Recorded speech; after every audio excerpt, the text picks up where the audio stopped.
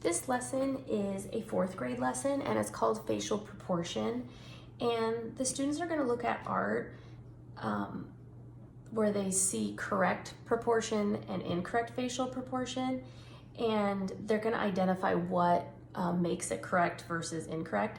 So rather than doing a normal portrait where they're focusing on correct facial proportion, instead we're going to do incorrect. And it's kind of a fun way to teach facial proportion and different than what they usually do. So we're going to do these portraits in the style of Modigliani, and they turn out really cool. So this is what it looks like when it's done, and I will walk you through the steps. So you're going to start with a piece of black paper, and what I've done is this is a 12 by 18 sheet of black paper, and I've cut 2 inches off of this side. So it's now 10 by 18. So it just gives it the right shape for the Modigliani style of portrait. So first you're going to fold it in half and have the students do this, and then they're going to fold each side into that center line. So you're going to end up with 4 different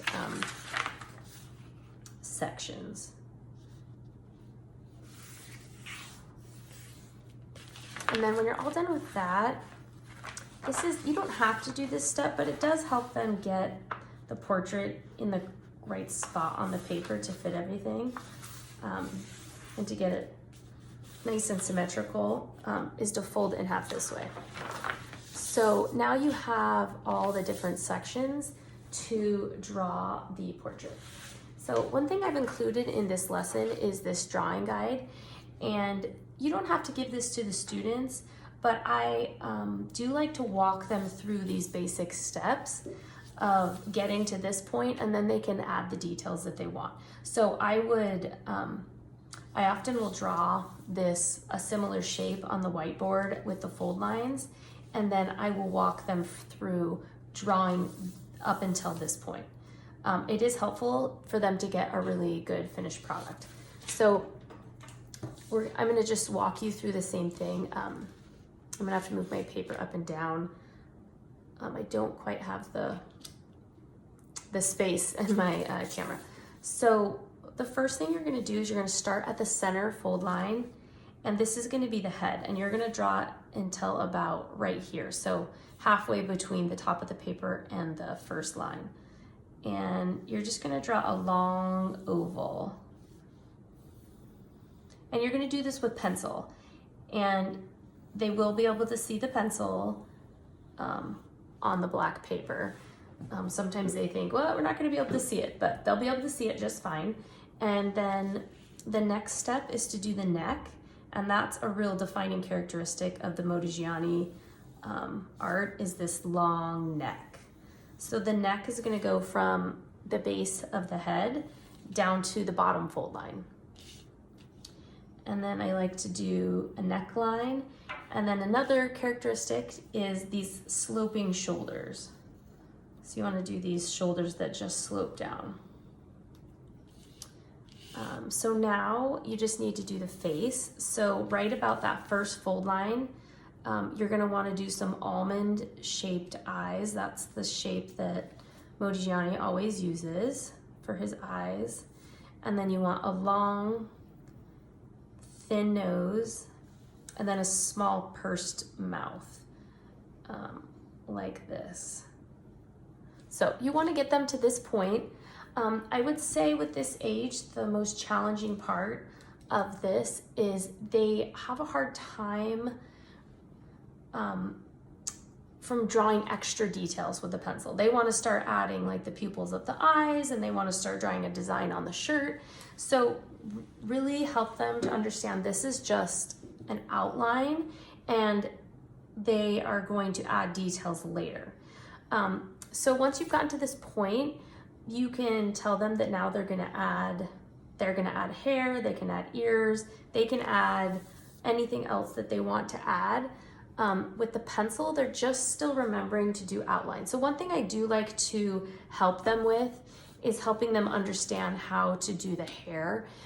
They have a hard time sometimes just wanting to put that hair on top of the head, but encourage them to look at each other and notice that most people have hair that comes over the forehead, so closer to the eyes.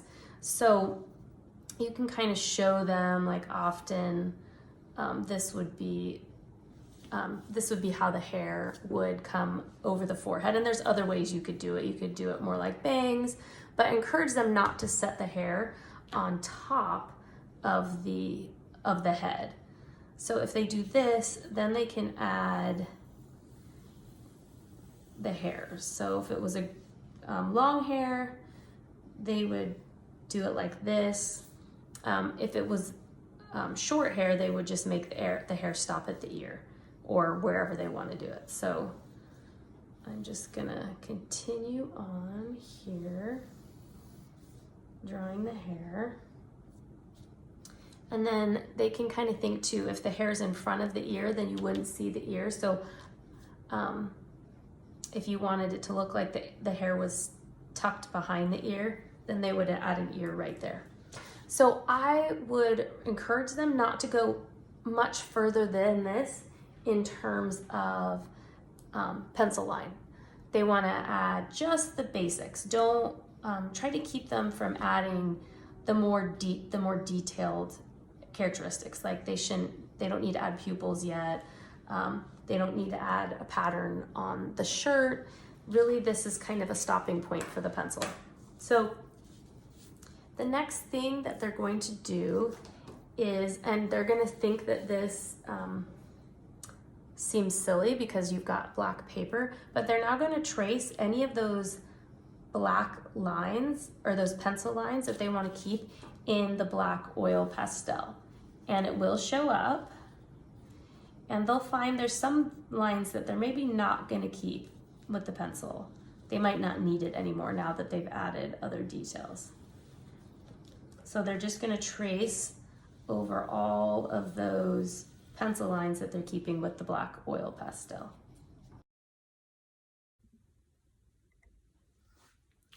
Okay, so now I've traced all the lines with black oil pastel that I plan to keep. So I didn't trace the top of the head because I'm not planning to keep that. So, and they don't need to erase that line. They're going to be filling that in. So now what they're going to do is they're going to use the oil pastels to completely fill in the paper. And that seems like that's a big task for them to fill in the whole thing, but they're fourth grade. They can do it. So they can just start coloring. And this is where they can add the details that they might want to add, like the eyes, maybe some patterns on the shirt or patterns in the background. So they can just start coloring with oil pastels. I would keep some scissors or a X-Acto knife on hand to pull the wrappers back because they are going to go through a lot of oil pastel. And when they're covering large surfaces, it's easier if you have more of the pastel exposed.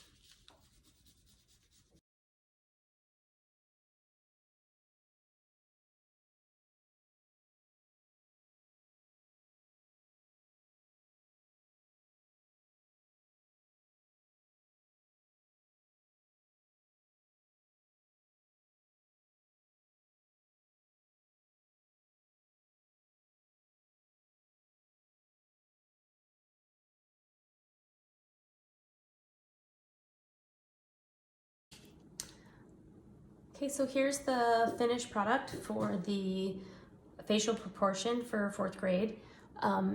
If the students feel like some of their black lines have kind of been smudged a little bit, they can go back over and sharpen those up if they want to.